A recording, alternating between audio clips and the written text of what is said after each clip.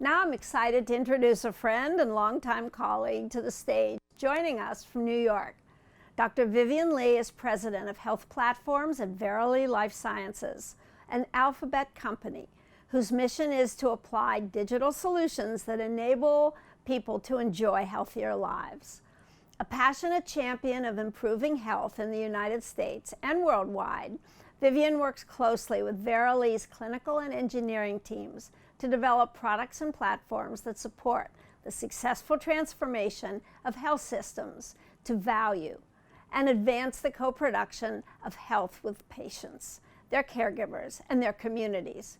She also serves as a senior lecturer at Harvard Medical School and Massachusetts General Hospital and a senior fellow at the Institute for Healthcare Improvement. In 2019, Vivian was ranked number 11 among the most influential people in healthcare. Recently, she published The Long Fix, Solving America's Healthcare Crisis with Strategies That Work for Everyone. Vivian, we are thrilled to welcome you back to Pittsburgh virtually, and now the screen is yours. Thank you so much, Karen. It is such a pleasure to be with everyone, and hope all are doing well and looking forward to a very healthy holiday season. It's really an honor for me to be with you today. I do have some slides to share with you. I was asked to talk a little bit about how to think about technology and lessons that we've learned from the COVID pandemic, and to weave in a few thoughts also, as Karen mentioned, from my new book. So let me just go ahead and share my screen. Let's see. There, I hope that's visible to all of you. As Karen mentioned, we've been thinking a lot about health and healthcare in this country for a long time, but really COVID has cast a very, I think, a very bright light and a very critical light on our healthcare system. And most of us are very aware of data such as these that show that even before the COVID pandemic, the US has not particularly been strong in terms of our overall performance of our healthcare system. So, for example, here in this particular depiction from the World Bank, we see that the US spends on average 2.5, or even 3 times as much as other high-income nations per person on healthcare.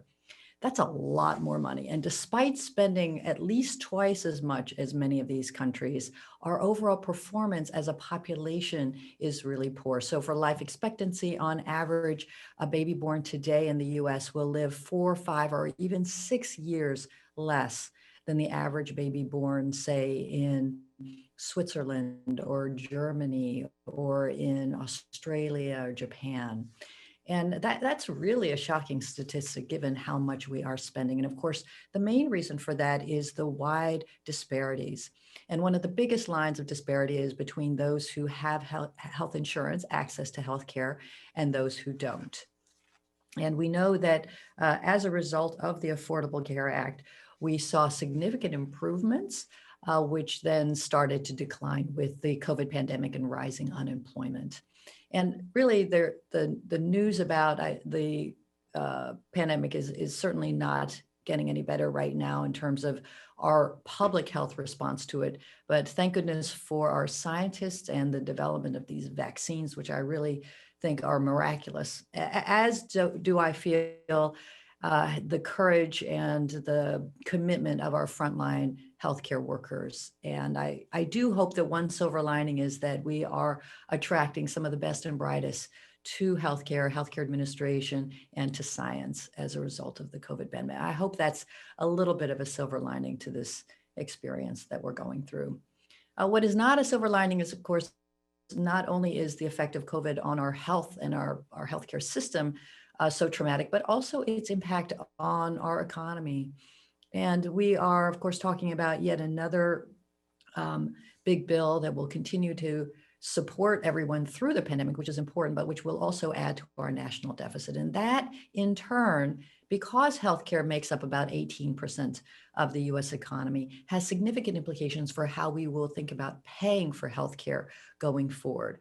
So, for example, this report came out in September from the Congressional Budget Office looking at the Medicare trust funds. And in particular, I draw your attention to Part A, which pays for hospitals. This is the part that comes out of our paychecks. And you'll see that the CBO now projects Part A to become insolvent by 2024. Previously, their reports had been aiming for around 2026 or 2027. Of course, it will not be insolvent, but Congress will have to scramble to find the funds to keep Medicare going forward. And the challenge, and I quote a colleague of mine, Liz Fowler from the Commonwealth Fund, the challenge is that when faced with these mounting financial pressures, Congress tends to take more, as she calls it, a meat axe approach, more across the board budget cuts rather than carefully scalpel directed cuts of waste, for example. These across the board cuts are, I think, in my view, the last thing we need. And so we really have to be much more thoughtful about how we can improve the value that we get out of our healthcare system. Now, in the course of interviewing over 100 healthcare leaders, including Karen for my book, and in other venues. And I asked everyone, what's the one thing you would change in the US healthcare system? And the majority of people said it's our payment system. It's really how we pay for healthcare. Instead of a fee-for-service model, we need to really be paying for better health and better health outcomes. Now, the good news is that this is actually, in my experience, a bipartisan sentiment. So I can rarely use that term, but I think here we really do have a common shared feeling about the direction that we need to go forward in.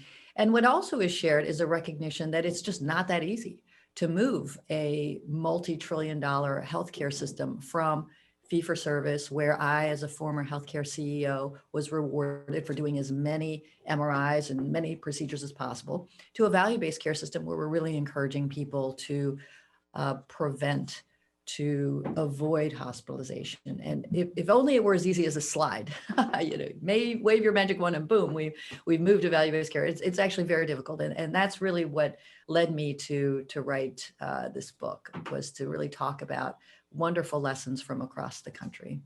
And I thought I would just read a very short segment from my book to illustrate a case of how it's already happening in this country, how we already have some really impressive success stories about paying for better health and better health outcomes as opposed to fee-for-service.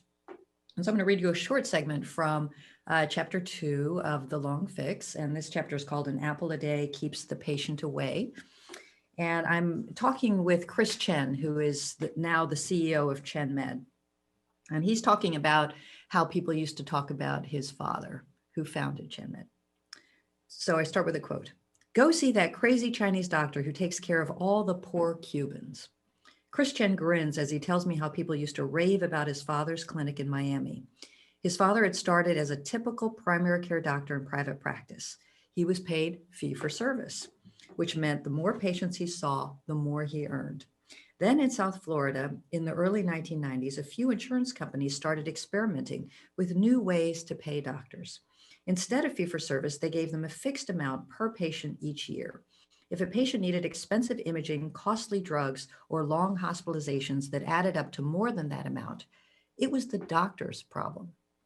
Chris's dad, the doctor, and mom, the office manager, experimented in this new model. They welcomed referrals, but other doctors sent them only their frailest and poorest patients, the one they knew would be grossly unprofitable under this new way of paying. That's how Chris's parents began with 250 of the sickest people in Miami, people who would have been almost impossible to keep well at any facility at any price. It looked as if the Chens had signed up for a financial suicide mission. Because resources were scarce and their patients' needs were many, the Chens decided to focus on primary care and prevention. Their fragile, elderly patients had to be seen frequently by doctors. Once they got sick, it would be too late. So they set up monthly visits, even if there was nothing wrong. Getting to the clinic would be tough for many of them, so the Chens provided free door-to-door transportation. They worked out that averting the cost of just one ambulance ride and hospital stay could pay for a year of shuttle service. They opened a pharmacy in the clinic so their patients could conveniently, cheaply, and reliably fill prescriptions. And since their patients often had complex needs, physicians in the clinics conferred several times a week about how best to treat those who weren't doing well. Somehow, that crazy Chinese doctor and his wife not only provided outstanding care for their patients, including many who often didn't have enough to cover copays and deductibles, but they also managed to make them healthier. They reduced hospitalizations, and even more amazingly, they broke even financially. Out of desperation, the Chens invented a better way to do healthcare.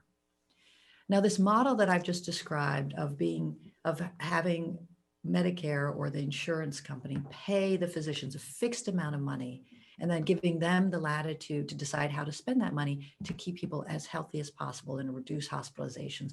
That evolved to become now the Medicare Advantage program, which serves about 1/3 of all seniors in the US and is projected to grow to about half.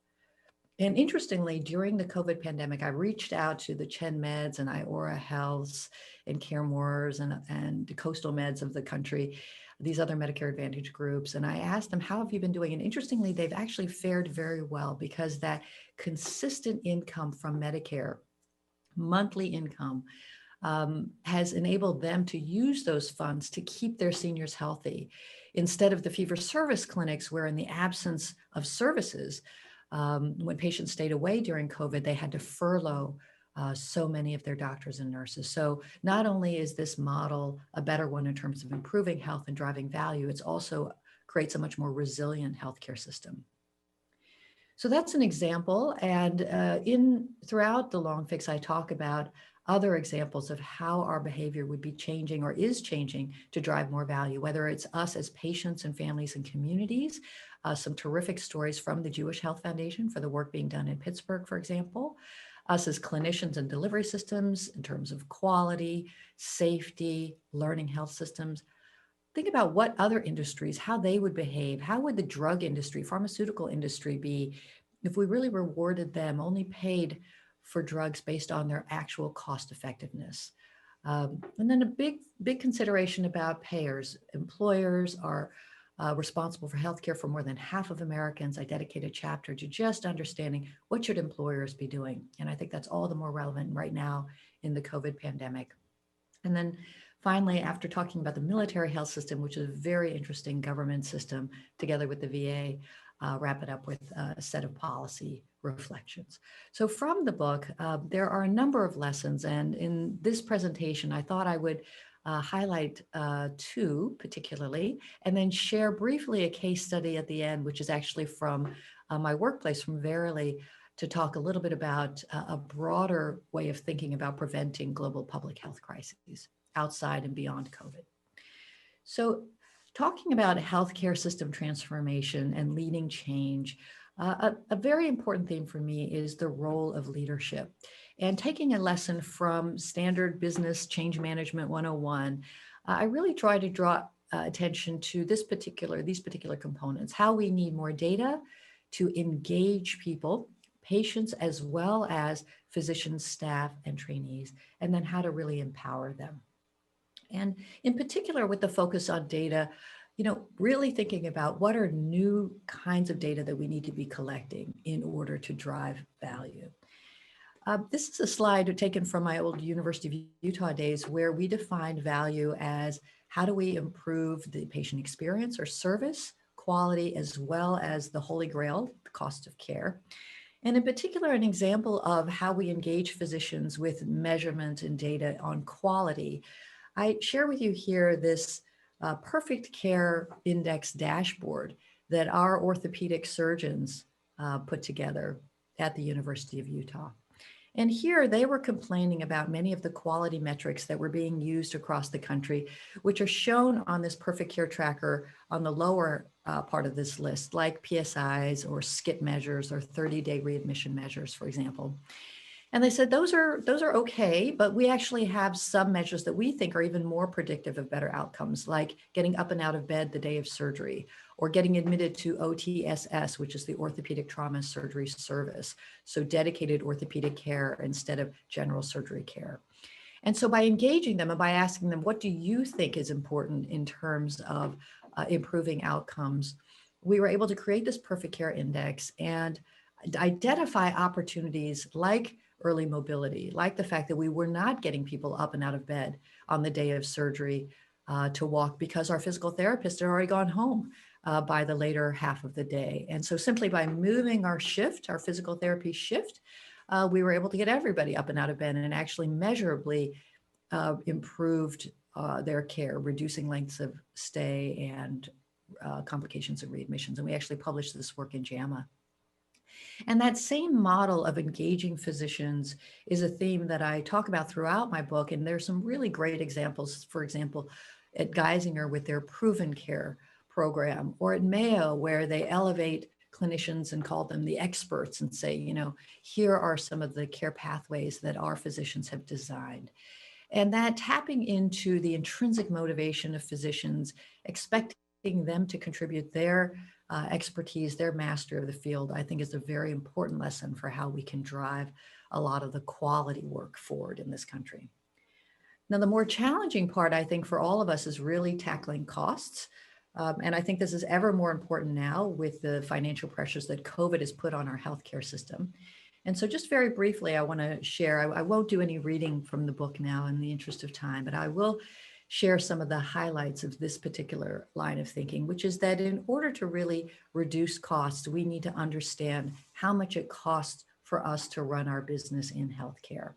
And really measuring the costs includes everything from supplies to labor to imaging and so on. So here's an example for a patient who may have, say, a complicated appendectomy, multiple comorbidities.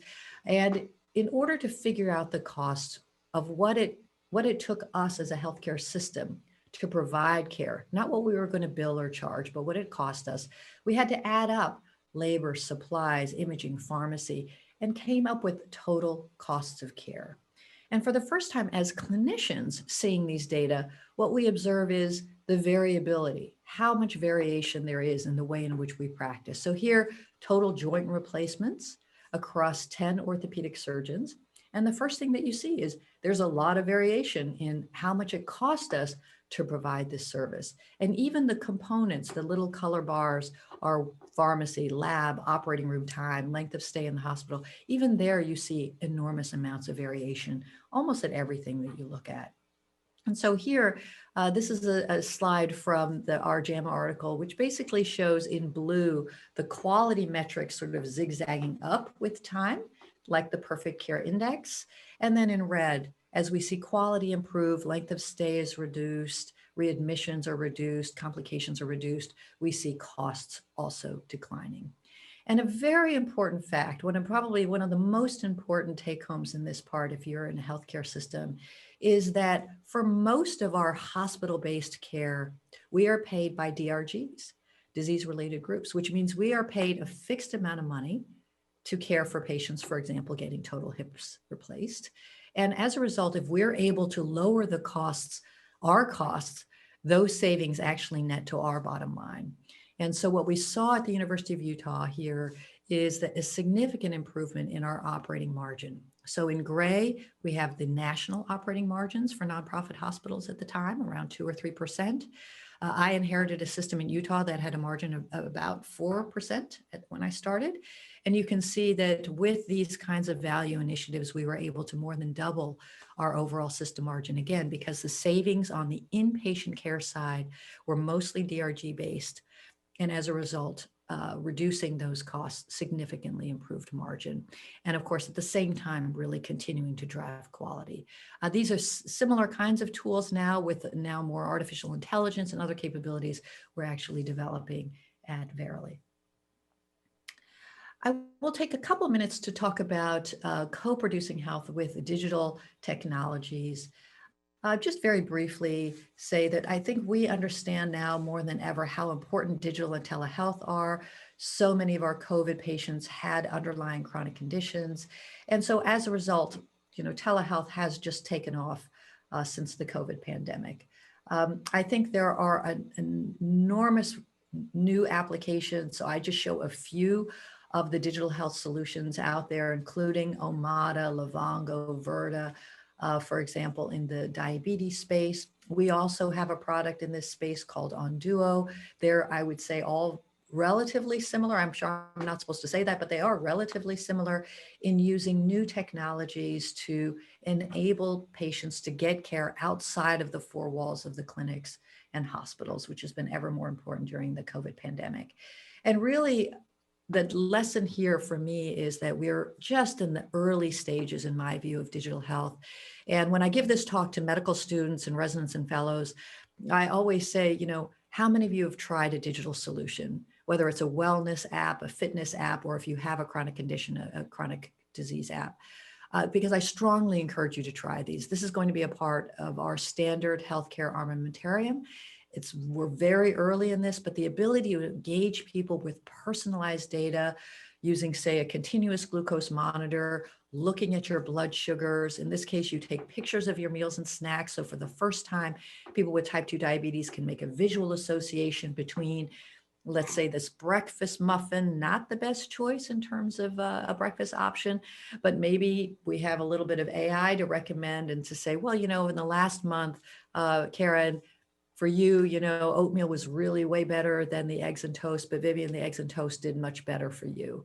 You know, a little bit of that with some telehealth. And you know, everyone who's measured this in the field is showing sustained reductions in HbA1c, much better glycemic control with these digital health solutions. And I think, again, we're really only in the infancy of this digital health space.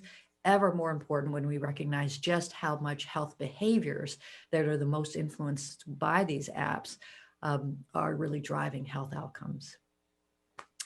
Now, in the last minute or two, and I know we want to leave a little bit of time for questions. So in the last minute or two, before we open it up for questions, let me just share with you this one short case study about thinking beyond COVID-19 and how we can advance global public health with more of a prevention mindset.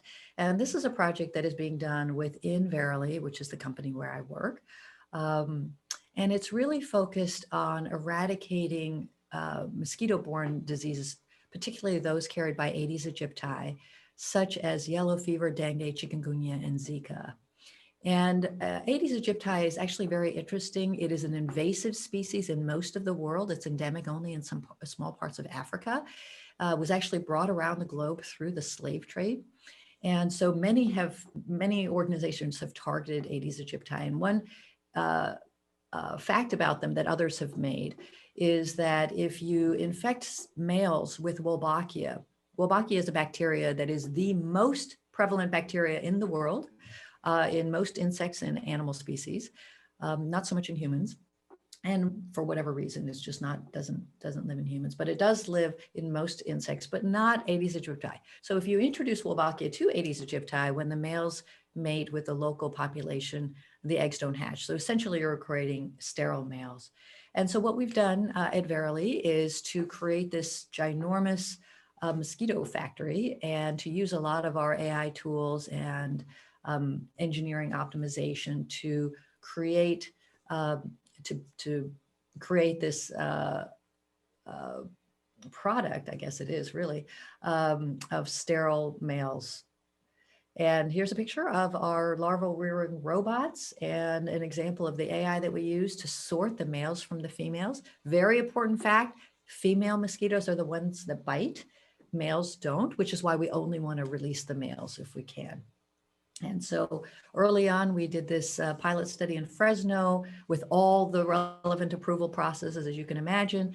And here you can see in blue the significant reduction, significant suppression in Aedes aegypti in that community. And we've been partnering with a number of countries all over the world in order to really try to see what we can do using some of this technology that we have to address a significant global public health problem. So with that, I hope we've given you a chance to think a little bit about how we can use our technologies to engage physicians and patients in change and hopefully in the future be able to prevent some of these global public health issues. So with that, thank you very much. And I'm happy to open it up to some questions if we have some time.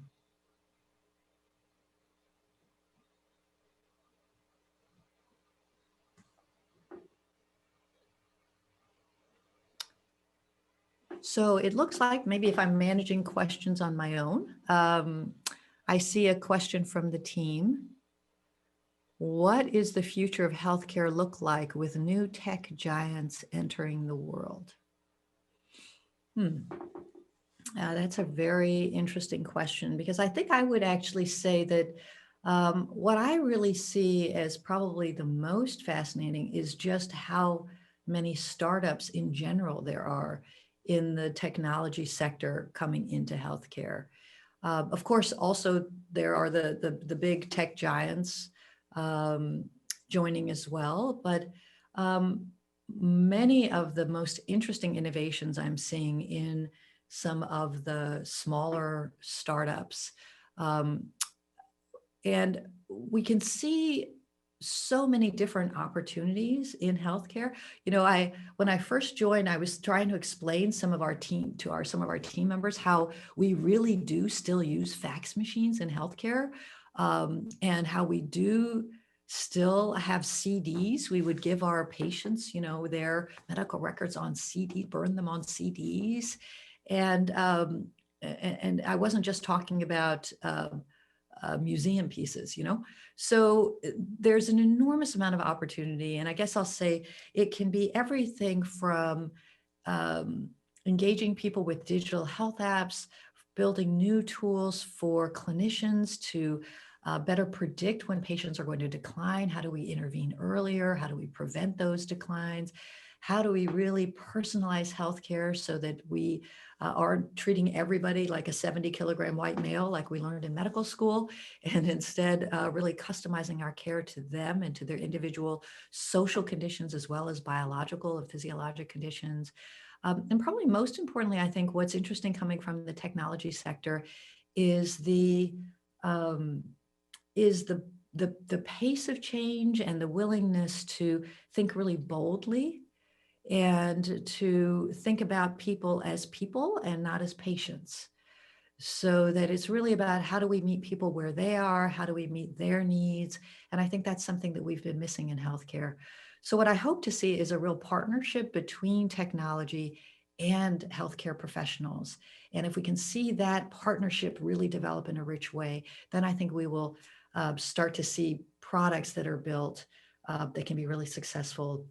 And then most importantly, when those two can work together, they can engage people and patients, because of course, patients and people are at the center of the universe. Last question, what's the role of the patient now with so much control over their own data? I think this is a very important question. I think we all think about it ourselves as individuals. So we are all patients in some way. We were at least born. Most of us were born in a hospital. And, you know, I think the key question here is to have as much transparency as possible about who is having access to our data and what are they doing with those data. That's how we've really thought about it at Verily a lot. Before we use any data, we are very open and want to be as transparent as possible about why a healthcare system might be sharing data with us and how we are trying to help patients in whatever we're doing with those healthcare systems. And I think that's very, very important. And then people should hold the data, hold these organizations and industries accountable for using their data in as beneficial a way as possible for their own health and their family's health. I think that's very important. Preserving trust is, I think, the most important thing that technology companies can be thinking about today. Okay, well, with that, thank you very much. It's been wonderful to join you. Please feel free to stay connected. My website is vivianleemd.com, and I'm on LinkedIn and Twitter. And I look forward to staying in touch with all of you. Stay well.